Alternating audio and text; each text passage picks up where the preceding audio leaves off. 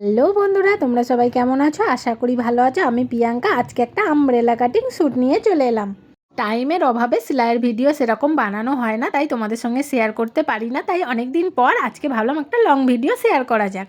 আমি এখানে আমব্রেলা স্যুটের ওপরের পার্টটা মাপ অনুযায়ী কেটে নিলাম। এখানে আমি চৌকো গলা বানাবো, চৌকো গলা মাপ অনুযায়ী আমি এখানে কেটে নিলাম। আমি এখানে সামনে 7 ইঞ্চি গলা বানাবো আর পেছনে 8 ইঞ্চি গলা বানাবো। এইভাবে ভালো করে পিন দিয়ে এটা আগে সেট করে নেব। এবারে মেশিনে ওপর থেকে এইভাবে ভালো করে সেলাই করে নেব। যেহেতু চৌকো গলার কর্নারগুলোই মেন, কর্নারগুলো ভালো করে করতে হবে। তারপর কর্নারের মধ্যে এরকম কাট লাগিয়ে উল্টে নিয়ে ওপর থেকে একটা চাপ সেলাই দিয়ে দিতে হবে। এইভাবে এরকম দুটো পার্ট রেডি করে নিয়ে কাঁধটা জুড়ে নিতে হবে।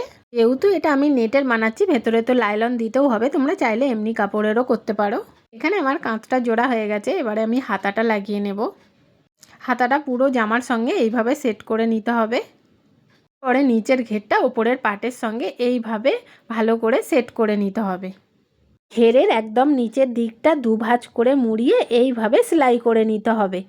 লাইলনটার এইভাবে করে নিয়ে ওপর থেকে নেটটারও এইভাবেই করে নিতে হবে। তাহলেই রেডি হয়ে যাবে একটা সুন্দর আমব্রেলা কাট স্যুট। আমার ভিডিওটা তোমাদের কেমন লাগলো কমেন্টে জানিয়ে, আর ভালো লাগলে লাইক কমেন্ট শেয়ার করে পাশে থেকো।